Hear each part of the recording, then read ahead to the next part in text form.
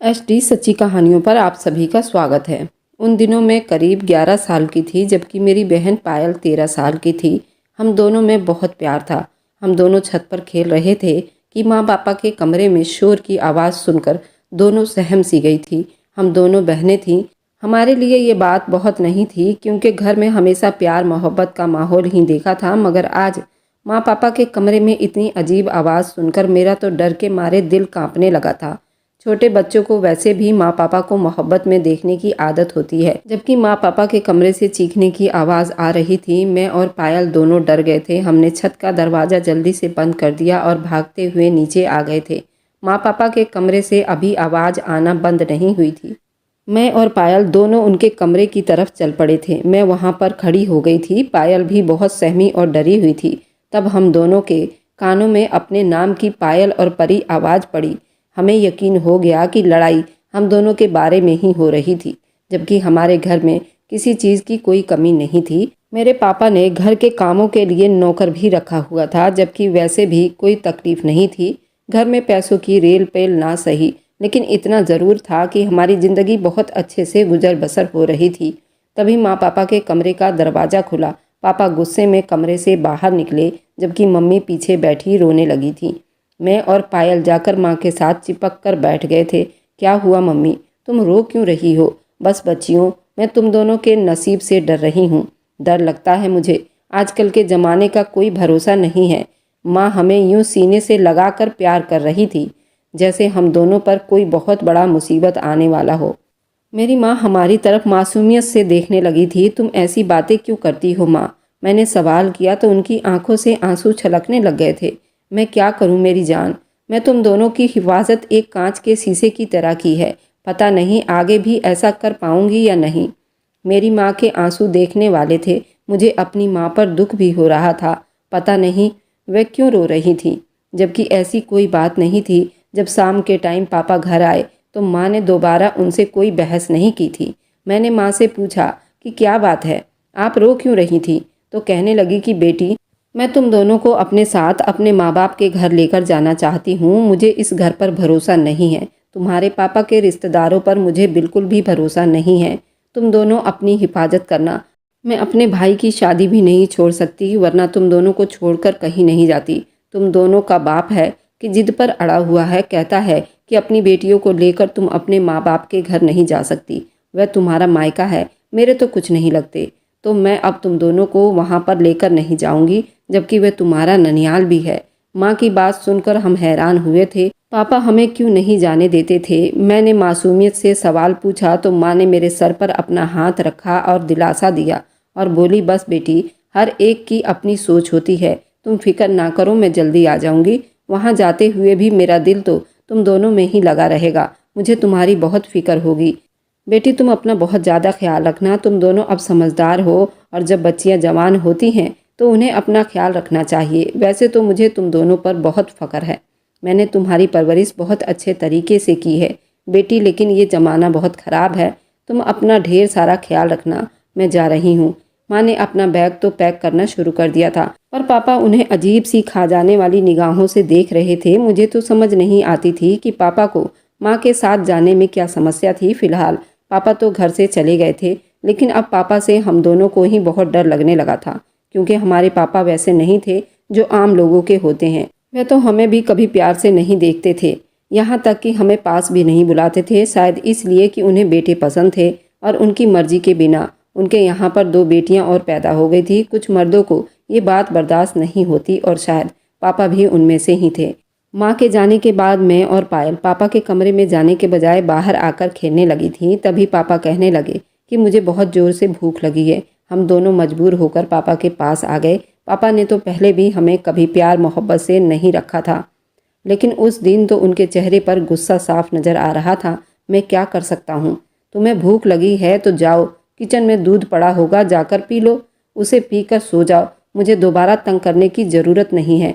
पापा का रूखा व्यवहार देखकर मैं और पायल मारे डर के किचन में आ गई। वहाँ पर दूध का गिलास पहले से ही पड़े हुए थे, उनमें दूध भी था। गरम गरम दूध पीकर हम दोनों अपने कमरे में आ गई थी। पता नहीं क्यों मुझे दूध पीकर अजीब सा महसूस हो रहा था। पायल भी कहने लगी, बहुत बुरा सा लग रहा है। ये दूध पता नहीं किस काम के लिए रखा था जो हमने पी लिया। अब तो पता नहीं पेट ना खराब हो जाए। पायल को सच में ही चक्कर आने लगे थे। मुझे कुछ याद नहीं। मैं तो पापा के कमरे में चली गई। उसके बाद जब मेरी आंख खुली तो करीब 4 या 5 घंटे बीत चुके थे। मैं पापा के कमरे में सोई हुई थी जबकि पायल दूसरे कमरे में थी। मैं हैरान हो गई थी। दूध पीकर हम दोनों को नींद कैसे आ गई। वैसे आज से पहले ऐसा कभी नहीं हुआ था। मैंने ये सोचा और उठकर पायल के कमरे में आ गई तो वह अपने कमरे में ही पड़ी हुई थी, बिस्तर पर औंधे मुंह लेटी हुई थी। उसे देखकर मैं डर सी गई थी। पायल को मैंने जगाया। जब वह उठी बहुत घबराई हुई थी। कहने लगी, क्या हुआ? मैंने कहा, मैं तो खुद नहीं जानती। दूध पीने के बाद जब मैं पापा के कमरे में गई तो मेरी आंख भी अभी खुली है। मैं तो 4-5 घंटे के बाद ही जागी हूँ। और तुम्हें क्या हुआ? मैंने उससे पूछा तो उसने भी मुझे यही बताई। कहने लगी, मैं भी सो गई थी लेकिन मुझे अजीब सा दर्द हो रहा है सर में। मैंने पायल को देखा तो उसकी तबीयत बहुत खराब लग रही थी। उसका सर दर्द से फटा जा रहा था। उसकी आंखें भी लाल हो रही थी। मैंने कहा, कोई बात नहीं, 1-2 दिन में तुम ठीक हो जाओगी। अभी माँ भी आती होगी। शादी का तो हंगामा भी खत्म हो गया होगा। फिक्र मत करो, तुम्हारे लिए वह दवाई लेकर आएंगी। पायल मगर बिस्तर पर पड़ी रही। शाम को माँ आई तो हमने माँ को ये बात बिल्कुल भी नहीं बताया। हम भी जानते थे कि माँ हमारे लिए पहले से ही परेशान होंगी और हमने ये बात बता दिया तो वे और ज़्यादा परेशान हो जाएंगी। इसलिए हमने ये बात अपने दिल में ही छुपा ली थी। पर हम नहीं जानते थे इस बात को छुपाने का कितना बड़ा नुकसान हो जाएगा। कुछ दिन तो सब कुछ ठीक ठाक बीत गया मगर फिर पायल की तबीयत खराब रहने लगी। एक दिन नाश्ते की मेज़ पर हम सब बैठे हुए थे कि मेरी बहन पायल को उल्टियाँ होने लगी। उसकी तबीयत खराब देखी तो माँ कहने लगी, तुमने ज़रूर उल्टा सीधा कुछ खाया होगा। मैंने तुम दोनों से कहा भी था कि बाहर की कोई चीज़ नहीं खाया करो। तुम दोनों मेरी बात सुनती ही नहीं हो। माँ ने गुस्से से पायल को देखा। ये सुनकर पहली बार पापा ने हमारे हक में कोई बात की थी। तुम इन दोनों को क्यों डांटती रहती हो? ये हमारी प्यारी बेटियां हैं। पापा ये व्यवहार देखकर मैं भी हैरान हो गई थी क्योंकि पापा तो हम दोनों को कभी भी मोहब्बत से नहीं देखते थे। आज उन्होंने इतनी मोहब्बत भरी माँ से बात की थी। हम दोनों के चेहरे पर खुशी की मुस्कुराहट आ गई थी। माँ भी हैरान थी, मेरे पति को क्या हो गया है? जो मेरी बेटियों को नफरत भरी नज़रों से देखता था आज वही उन्हें लाड प्यार कर रहा है। ऐसा मुमकिन ही नहीं था। और वह भी पायल भी। बेचारी पायल तो मेरी सौतेली बहन थी। माँ के पहले पति की औलाद थी। मेरी माँ ने मेरे पापा से दूसरी शादी की थी। मेरे पापा की पहली पत्नी मर चुकी थी। उसने एक बच्चे को जन्म दिया था। उस बच्चे की वजह से उसकी मौत हो गई थी और वह बच्चा भी मर गया था। मेरी माँ मेरी बुआ की ननद थी। मेरे पापा ने आज से पहले कभी प्यार मोहब्बत नहीं दिखाया था लेकिन आज पापा की नज़रें उसके लिए बिल्कुल अलग थी। पापा के चेहरे पर प्यार नज़र आ रही थी, साथ ही बहुत सारी मेहरबानियाँ भी। शायद पापा को अब तो ये बात खल रहा था कि उन्होंने अपनी बेटियों के साथ जो व्यवहार रखा था वह ठीक नहीं था। पापा ने पायल को ढेर सारा प्यार किया और कहने लगे, मेरी बेटी के लिए मैं शाम को दवाई ले आऊँगा तो भगवान की कृपा होगी, तुम ठीक हो जाओगी। पापा का ये व्यवहार देखकर माँ कुछ चुप सी हो गई थी। उन्हें भी यकीन नहीं आ रहा था कि मेरा पति तो 2 दिन में कैसे बदल सकता है, जबकि वो मेरे बेटियों से मोहब्बत भी नहीं करता था, उनकी तरफ नज़र उठाकर भी नहीं देखता था। पायल तो सौतेली भी थी पर मैं तो सगी होने के बावजूद भी पापा ने कभी मुझसे प्यार नहीं किया था। जबकि आज पापा की मोहब्बत ने ये साबित कर दिया था कि उनके और हमारे बीच में जो फ़र्क है वह धीरे धीरे पिघल रही थी। मगर ये नहीं पता था कि एक दिन यही मोहब्बत बवाल बन जाएगी। उस दिन तो ऐसा कुछ नहीं हुआ। शाम हुई तो पापा दवाई भी ले आए मगर माँ ने कहा, मेरी बेटी कोई दवाई नहीं खाएगी। मैंने उसे हल्दी वाला दूध दिया है, उसे पीकर आराम आ जाएगा। ये सुनकर पापा गुस्सा हो गए। बोले कि मैं ये दवाई अपनी बेटी के लिए लाया हूँ, मेरी बेटी ये दवा खाकर ठीक हो जाएगी। मगर माँ ने साफ मना कर दिया। बोली कि इतनी छोटी बच्ची को मैं दवाई नहीं खिला सकती, हल्दी वाले दूध से सब कुछ ठीक हो जाएगा। पायल कहने लगी, माँ जब आप यहाँ से चली गई थी तो रसोई में दूध पड़ा हुआ था, उसे पी कर ही मेरी तबीयत खराब हुई थी। दूध पीने के बाद मुझे सख्त नींद आ गई थी। उसके बाद जब आप आई तो मैं जागी थी। पायल की बात सुनकर माँ फिर सोच में डूब गई थी। कल अनुज आप घर पर ही थे ना? क्या सच में दोनों ने दूध का गिलास पिया था? आप बताइए उसके बाद क्या हुआ? ये सुनकर पापा भी थोड़ा हड़बड़ा गए थे। पापा कहने लगे, मुझे तो खुद नहीं पता सुमन, मैं तो अपना कोई केस तैयार कर रहा था। पापा ने जल्दी से इस बात को बदल दी थी लेकिन परेशानी के असर तो उनके चेहरे पर भी आ गई थी। पापा की परेशानी देखकर मेरा भी दिल बुझ सा गया था। मैं सोचने लगी कहीं पापा फिर से बदल ना जाए। वह तो हम दोनों से अब प्यार से बातें करते थे, अब उन्होंने अपना व्यवहार बदल लिया था। पर माँ पता नहीं क्यों हर टाइम उन्हें डांटती रहती थी। अब वह हमारे साथ अच्छे थे तो माँ अच्छी नहीं थी। हम दोनों बहनों की ज़िंदगी में कुछ सुकून आया ही था कि एक हफ्ते के बाद एक और तूफ़ान आ गया। इतना बड़ा तूफ़ान, उसके बारे में कभी कोई सोच भी नहीं सकता था। पायल की तबीयत दिन ब दिन बिगड़ने लगी। अब तो उसका चेहरा भी अजीब सा हो गया था, पेट में चुभन सी रहने लगी थी। माँ ने जब ये देखा तो कहने लगी, मैं तुम्हें डॉक्टर के पास लेकर चलती हूँ। मेरे पापा भी माँ के हाँ में हाँ मिला रहे थे। उन्होंने भी कहा कि हमें पायल को डॉक्टर से चेक करवाना चाहिए। वे तो पहले भी उसके लिए दवाई लेकर आए थे, मगर माँ ही थी, उन्होंने उस दवाई को खाने नहीं दिया था। उस दिन मैं घर पर अकेली थी। माँ ने कहा, तुम किसी भी हाल में घर पर अकेली नहीं रहोगी, हमारे साथ चलोगी। पापा ने भी इस बात से कोई ऐतराज़ नहीं किया था। पापा तो नहीं चाहते थे मैं घर में अकेली रहूं। पापा मुझे साथ लेकर अस्पताल आ गए, मगर रास्ते में माँ ने अपना इरादा बदल लिया था। कहने लगी, पहले वैद्य जी के पास चलते हैं, हो सकता है वह कुछ बता दे। पापा ने लाख मेरी माँ की विनती की, तुम ऐसे मत करो, डॉक्टर को ज़्यादा पता होता है, वह तो कुछ नहीं जानते। मगर माँ ने कहा कि नहीं, वैद्य जी के पास तो अक्सर मैं आती जाती रहती हूँ, वह हर बीमारी को पकड़ भी लेते हैं और इलाज भी पक्का करते हैं और अच्छा करते हैं। हम लोग डॉक्टर को छोड़कर वैद्य जी के पास चले गए थे। पापा बेचारे बस हाथ मलते रह गए थे। बेचारे ज़्यादा हुक्म भी नहीं चला सकते थे, क्योंकि माँ उनको यही कहती थी, मेरी बेटियाँ हैं, तुम मेरी बेटियों को कुछ न कहो, वगैरह वगैरह। खैर, माँ जब पायल को वैद्य जी के पास लेकर गई तो उन्होंने कहा कि इसने कुछ उल्टा सीधा खा लिया होगा, मैं दवा दे रहा हूँ, 3 दिन पानी के साथ खिला देना। पापा ने वैद्य जी के क्लिनिक से निकलते ही माँ को खूब बातें सुनाई और कहा कि अगर तुमने मेरी बात नहीं मानी तो मुझसे बुरा कोई नहीं होगा। वैद्य जी की दवाई में पायल को खाने नहीं दूंगा, हमें तो डॉक्टर के पास चलना चाहिए, पायल का अल्ट्रासाउंड करवाना चाहिए, क्या पता कोई और समस्या हो, उसका पेट तो काफ़ी बाहर की तरफ आ गया है। ऐसे में हम अपनी बेटी की ज़िंदगी से नहीं खेल सकते, ये बात तुम्हें समझनी चाहिए। तुम उसकी माँ हो, तुम्हें ज़रा भी एहसास नहीं है। पापा के इतने कहने और सुनने के बाद वह भी मान गई। कहने लगी, ये 3 दिन की गोलियां हैं, मैं उसे नहीं खिला सकती। माँ को दवाई से वैसे भी डर लगता था।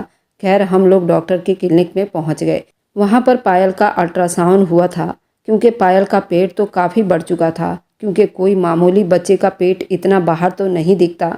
मैं तो यही कहता हूँ, पायल का अल्ट्रासाउंड होना चाहिए, क्योंकि अल्ट्रासाउंड में सारी जानकारी आ जाती है, समस्या क्या है। अल्ट्रासाउंड के बाद जब रिपोर्ट बाहर आई तो माँ और पापा को डॉक्टर ने कमरे में बुला लिया था, मगर ऐसे लगता था रिपोर्ट पढ़ने के बाद मेरी माँ के कदमों तले से ज़मीन निकल गई थी। उनके चेहरे के रंग बिल्कुल पीले पड़ चुके थे। कहने लगी, तुम यहाँ से बाहर चली जाओ बेटी, हमें पायल से कोई ज़रूरी बात करनी है। पापा तो चुप खड़े थे, मैं भी कमरे से बाहर आकर खड़ी हो गई थी, पर मुझे अंदर की आवाज़ साफ सुनाई दे रही थी। मेरे बाहर आते ही डॉक्टर ने माँ को बताया कि आपकी बेटी पायल माँ बनने वाली है और ये बच्चा 2-3 महीने का है, इसलिए आप लोगों को चाहिए कि आप अपनी बच्ची का ख्याल रखें।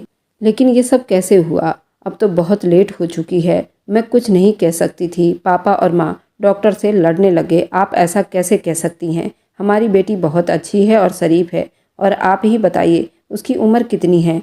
अभी महज 13 साल की बच्ची है, उसने तो कभी किसी को देखा तक नहीं। मेरी माँ के तेवर अलग थे। तब डॉक्टर ने कहा, इस बात की तो मुझे कोई जानकारी नहीं है, आपकी बेटी के साथ ये हादसा कैसे हुआ, लेकिन मैं आपको सच ही बता रही हूँ, झूठ बोलने में मुझे कोई फ़ायदा नहीं है। आप जाकर किसी और डॉक्टर से अल्ट्रासाउंड करवा लें। लेकिन जो भी मैंने कहा वह सब कुछ बिल्कुल सच है, और इस अल्ट्रासाउंड की रिपोर्ट आप कहीं से भी जांच करवा सकती हैं। ये सुना था कि मेरी माँ का तो पारा ही हाई हो गया, पापा पर बरस पड़ी थी। तुम कितने लापरवाह इंसान हो, मैं अपनी बेटियों को तुम्हारे भरोसे पर छोड़ कर गई थी और तुमने ये क्या किया। ये सुनना था कि मेरे पापा भी आग बबूला हो गए, बोले कि तुम जैसी औरत को शर्म आनी चाहिए, तुम इतनी गिरी हुई हरकत कैसे सोच सकती हो। मैंने कभी सोचा नहीं था। मेरे माँ और पापा की लड़ाई काफ़ी बढ़ गई थी। पायल बहुत सहमी और डरी हुई थी, डॉक्टर के कमरे में बैठी थी। पायल बेचारी की उम्र तो इतनी कम थी, उसे तो पता ही नहीं था कि माँ बनना क्या होता है, औलाद कैसे होती है, वगैरह वगैरह। वह बेचारी तो बस डरी सहमी एक कोने में खड़ी माँ के अगले फैसले का इंतज़ार कर रही थी। माँ ने उसे बाजू से पकड़कर झकझोरना शुरू कर दिया था। बता, हमें सच सच तूने ये सब कुछ क्यों किया? अपने माँ बाप की इज्जत का ख्याल नहीं किया? अरे तेरी उम्र में हम थे, हमें ऐसी वैसी बातों की खबर भी नहीं थी, मगर तूने तो अपने माँ बाप की नाक कटवा दी। माँ उसे झकझोरने लगी थी। पापा बेचारे चुप खड़े थे। वह तो वैसे भी मुजरिम बने हुए थे। अगर वह अपनी सौतेली बेटी को डांटते तो माँ यही कहती, तुम्हें मेरी बेटी की परवाह नहीं है, तुम मेरी औलाद से मोहब्बत नहीं करते। बस पापा चुप खड़े थे। माँ पायल को डांटने लगी, यहाँ तक कि उन्हें उसे कान से पकड़कर घसीटना शुरू कर दिया। पूरे अस्पताल ये मंजर देख रहा था। पायल की आंखों से आंसू बहने लगे थे। मैंने उसे इतना परेशान कभी नहीं देखा था। मुझे उस पर तरस आ रहा था। माँ उसे थप्पड़ मारे जा रही थी। उसका चेहरा सुर्ख लाल हो गया था। उसके चेहरे पर माँ के हाथों के निशान पड़ चुके थे। एक मासूम सी बच्ची पर इतना जुल्म करते मेरी माँ को जरा भी तरस नहीं आ रहा था। और मेरी माँ को आता भी कैसे? माँ थी और माँ होने के नाते उनका हक बनता था वह उससे पूछे ये सब कुछ कैसे हुआ। उसे अजीब अजीब सवाल कर रही थी जिनका समझ तो मुझे भी नहीं था। उसका मतलब क्या होता है? माँ, पापा और पायल जब घर आए तो घर का माहौल बहुत अजीब सा था। मुझे तो पायल को देख देख कर रोना आ रहा था। मेरी बड़ी बहन थी। मैंने कभी उसे सौतेले की तराजू में नहीं तौला था। हमारा रिश्ता तो बहनों वाला था। लेकिन फिर एक ऐसी बात हो गई जिसने हमारे घर में और ज़्यादा तहलका मचा दिया। माँ और पापा पायल की हालत को लेकर पहले ही परेशान थे। उनका बस नहीं चल रहा था इस मुसीबत से अपनी जान कैसे छुड़वाएं।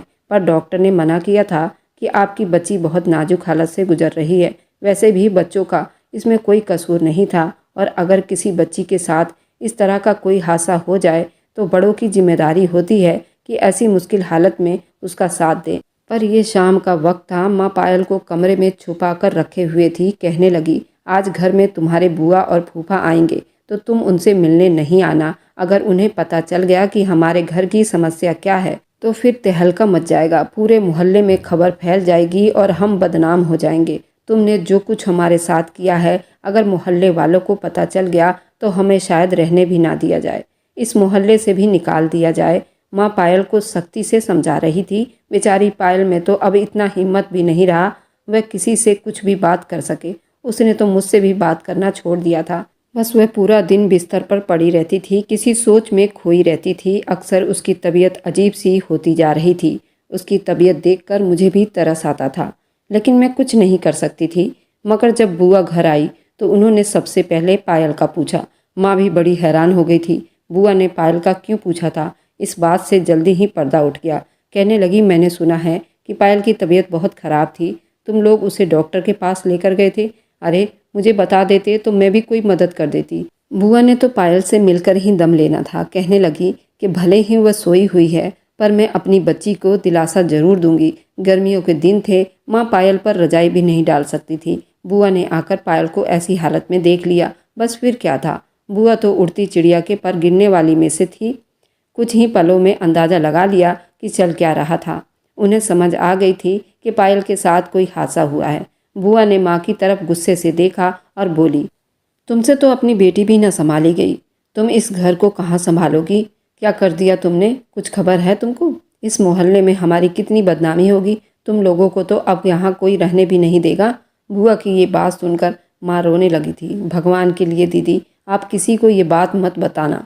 हमें खुद नहीं पता कि ये सब कैसे हुआ। अरे अब तुम मगरमच्छ के आंसू बहा रही हो। तुम्हें नहीं पता ये सब कुछ कैसे हुआ? तुम्हारी बेटी है ना गंदे खून की, ये सब तो होना ही था। ये जो हो रहा है तुम्हारी नज़रों के सामने नतीजा है। मैंने तो कितनी बार भाई को कहा था तुम जैसी औरत को ना अपनाए। मेरे भाई को ही शौक चढ़ा था ये काम करने का। ये सुना था कि पापा तो जैसे खून खौल उठा था। ये जो तुम बकवास कर रही हो ना सुनैना, मुझे अच्छे से अंदाज़ा है तुम मेरी पत्नी को क्या कहना चाहती हो। पर अब मैं किसी की बातों में नहीं आऊँगा। तुम लोगों की वजह से मैंने अपनी बेटियों को भी प्यार नहीं दिया। अगर मैंने उन्हें मोहब्बत दी होती तो शायद आज ये नौबत ही ना आती। पर मैंने तो हमेशा अपने ख़ानदान की बात मानी। इसी वजह से तो आज मैं इतनी बड़ी मुसीबत में फंस गया हूँ। मेरे घर में एक अनाथ बच्ची थी और उसकी मैं हिफाजत ना कर सका। काश कि मैं उसकी हिफाजत कर पाता तो ये नौबत ना आती। ये लापरवाही मेरी पत्नी की नहीं बल्कि मेरी है। मुझे इन सब का ख्याल रखना चाहिए था। मैं अगर अपनी पत्नी से बैर ना करता, खामखा जिद ना करता, शायद ये कुछ नहीं हुआ होता। लेकिन बस अब मेहरबानी हो आप जैसे रिश्तेदारों की वजह से उन्होंने मुझे मेरी बेटियों से मोहब्बत भी ना करने दी। काश मुझे पहले पता होता। मैं कभी भी अपनी बेटियों को यूं नज़रअंदाज नहीं करता और अब तो मैं किसी को छोड़ूंगा नहीं। जो मेरी और मेरी बेटियों पर नज़र उठाएगा उनके लिए मैं बुरा बन जाऊंगा। पापा की बात सुनकर बुआ कानों को हाथ लगाते हुए वहाँ से निकल गई थी। मगर कहते हैं ना, जब भगवान इंसान को सच दिखाता है तो कोई रोक नहीं सकता। बुआ के जाने के बाद माँ ने पापा के गिरबान पकड़ लिया। मुझे सच सच बता दो कि मेरी बेटी की ये हालत के जिम्मेदार कौन है। तुम्हें तो सब पता है, तुम तो एक वकील भी हो, तुम्हें तो हर चीज़ की खबर होनी चाहिए। मोहल्ले में क्या हो रहा है, किसकी बेटी किससे मिलने जाती है, तुम्हें सब पता होता है। फिर तुम्हें अपनी बेटी के बारे में क्यों नहीं पता?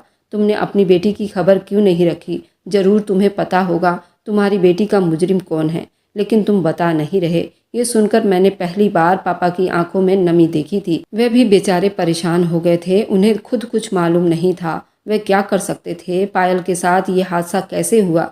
घर में यही बहस चल रही थी कि शाम को एक और खौफनाक खबर मिली तो पता चला कि बुआ का एक्सीडेंट हो गया है। उनकी टांग टूट गई है और कमर भी टूट गई है और सब परेशान हो गए हैं। पर हम सब अस्पताल नहीं जा सकते थे। पापा अपनी बहन को मिलने चले गए थे, मगर जब वापस आए तो वो पहले वाले पापा नहीं थे। बड़े परेशानी में झुके हुए थे। आते ही माँ के कदमों में बैठ गए और बोले कि मुझे माफ़ कर दो, बहुत बड़ी गलती हो गई है मुझसे। और मेरी बहन ने भी अपनी गलती का एहसास कर लिया। आज जो कुछ भगवान ने उसे दिखा दिया, उसके बाद वह शायद किसी के साथ कभी बुरा नहीं करेगी और शायद किसी के खिलाफ कोई साजिश नहीं करेगी। उसने कहा है कि उससे बहुत बड़ी गलती हो गई है। उसने हमारे घर की भेदी के साथ मिलकर ये सब कुछ किया था। पर मुझे यकीन नहीं आ रहा था कि हमारे घर का नौकर रामू भी इस सब में मिला हुआ था और उसने अपने मुंह से सारे गुनाह स्वीकार कर लिए हैं। मैं ये कहने पर मजबूर हो गया कि तुम्हारे साथ भगवान ने जो किया वो बिल्कुल सही किया, क्योंकि वह अपना इंसाफ दिखा कर ही रहता है। भगवान के यहाँ कभी भी कोई अंधा जुल्म नहीं देखा जाता। मेरी बहन ने जो पायल को दुख दिया, भगवान ने उसकी सज़ा दुनिया में ही दे दी थी। मेरी बहन सीमा ये नहीं चाहती थी मैं अपनी पत्नी पूनम से शादी करूं। वह अपनी ननद से बहुत चिढ़ा करती थी, इसलिए उसने मना किया था कि उससे शादी ना करो। इसी जलन की वजह से हमारे नौकर के साथ मिलकर उसने ये सब कुछ किया था। उस रात जब मैं अपने कमरे में काम कर रहा था, हमारे घर के नौकर रामू ने दूध में बेहोशी की दवाई मिलाकर मेरी पायल के साथ बुरा कर्म किया था। वह भी मेरे नाक के नीचे, मुझे पता भी नहीं चला, क्योंकि उस वक्त मेरे दिमाग में भी पायल के लिए नफरत थी, जिस वजह से उस बच्ची को बचा ना सका। और अब मैं चौकन्ना हो गया था। हमारी अपनी ही बहन ने एक मामूली सी बात की इतना गहरा बदला लेगी और इतनी छोटी मासूम जान से वह इस तरह का बदला लेगी। कभी कभी लगता है कि ठीक ही कहा जाता है कि औरत की चाल से भगवान बचाए, क्योंकि जब औरत चाल चलती है तो शैतान भी हैरान रह जाता है। अगर आपको आज की कहानी पसंद आई है तो वीडियो को ज़रूर लाइक कीजिएगा और अपने दोस्तों के साथ शेयर भी कीजिएगा। और हाँ, अगर आपने अभी तक हमारे चैनल को सब्सक्राइब नहीं किया है तो ज़रूर सब्सक्राइब कर ले। मिलते हैं हम अपनी कल की एक नई दिलचस्प कहानी के साथ। मुझ पर सदा अपना प्यार और स्नेह बनाए रखें। सभी को मेरा प्यार भरा नमस्कार दोस्तों।